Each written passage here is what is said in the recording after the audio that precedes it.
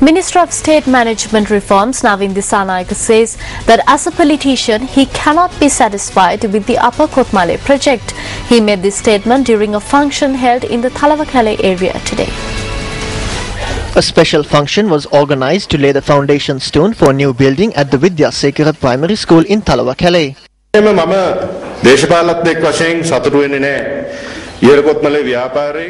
As a politician, I am not satisfied with the Upper Kotmale project. They commenced the project with much grandeur. However, they failed to look into the grievances of the ordinary. The Upper Kotmale project did not look into the welfare of the ordinary, nor did it fulfill their aspirations. I earnestly request the politicians in this area to implement a system where the ordinary individual will also be able to reap the benefits of the project. After the completion of constructing roads and buildings, the people would think what they have been provided with.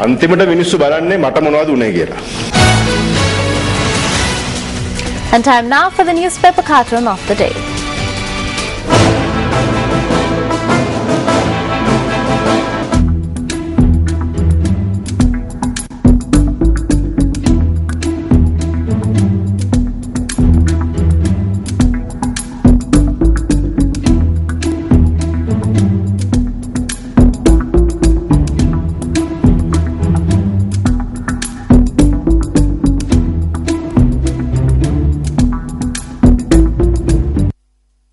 In more local news, the Order of Isabella the Catholic, presented by the King of Spain, Juan Carlos I, was bestowed on Minister Dinesh Gunawardena yesterday. The order has been previously bestowed upon individuals such as Samuel Mose, King Gayandra of Nepal, and Mexican President Felipe Calderon. The Order of Isabella Catholic was created in 1815 by the then monarch of Spain. It was bestowed upon Minister Dinesh Gunawardena by the Spanish ambassador to Sri Lanka. A number of distinguished guests, including ministers and members of the parliament, were also present at the occasion.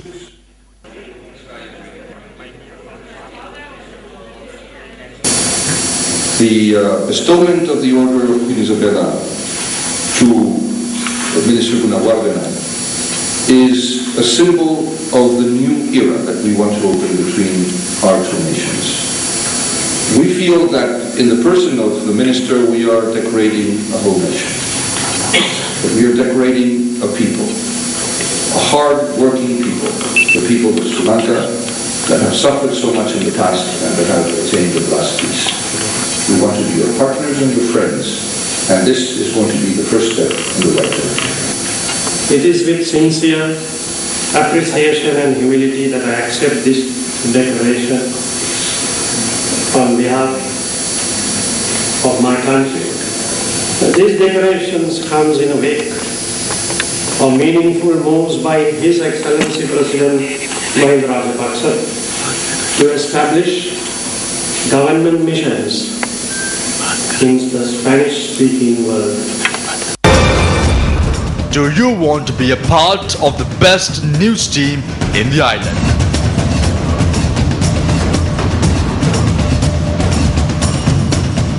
News First, your life, our news. You're with News First. Time now for Action TV.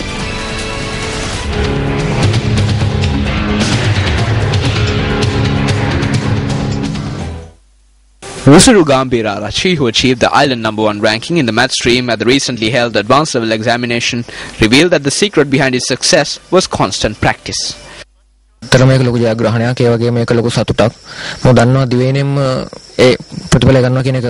a big achievement. Even though I'm happy, I'm not surprised because I expected it.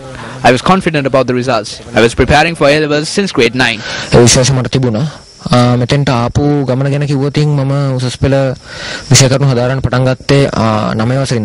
Achieving such feats in the mathematics stream goes to show a sound knowledge in problem solving as well as sound skills of analysis.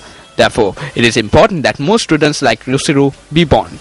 It is clear that Rusiru's educational background prompted him to become closer to the subject of mathematics, not merely with the aim of passing an examination. Educational surroundings should create this affinity towards such subject. It is not an additional task that educational officials need to undertake. However, the Western Province Maths Olympiad, which was held today, goes to show that educational officials are merely going through the motions and not carrying out their duties in a proper manner. This is an important phase in the process of selecting candidates for the National Maths Olympiad team. Students from grade 6 to grade 9 who excelled in the subject of maths were selected on a zonal basis and were instructed to arrive at the Gautami Girls' School in Colombo for another phase of the Maths Olympiad. However, the experience that they had to face were ones which made them dislike the subject. This was badly organized. We were asked to come at 1 p.m. However, they started the exam at around 2 p.m. There was a shortage of question papers as well. The officials in charge had no idea about the number of students attending. My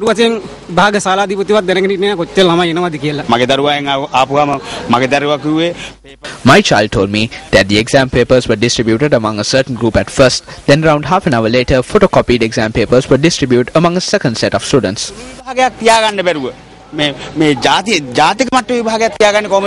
Action TV has made revelations previously as well about the disorganized manner in which this examination, which is being organized by the Maths Studies Unit of the Ministry of Education, is being held.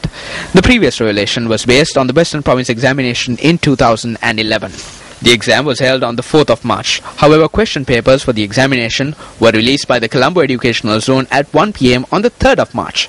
Incidentally, exam papers had to be taken to exam centers in far-off locations such as Matugama as well.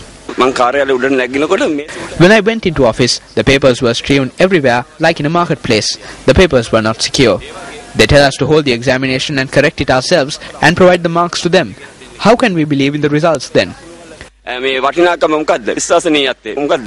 The disorganized manner in which this examination was conducted 2 years ago seems to have continued to this day, and as a result, these children had to be inconvenienced.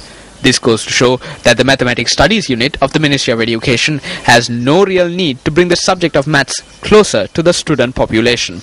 Has such a situation occurred due to the lack of ability to resolve issues among high-ranking officials at the Ministry of Education, or simply because they regard this as just another job? Secretary to the Ministry of Education, this is over to you.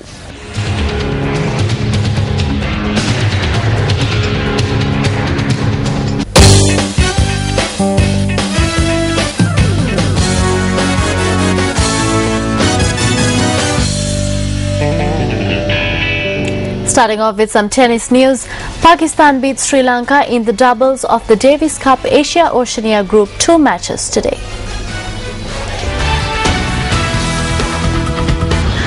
Harshana Gunabana and Rajiv Rajapaksa represented Sri Lanka in the tournament, which is played at the Sri Lanka Tennis Association courts. Their opponents were Akil Khan and Aizam Qureshi of Pakistan.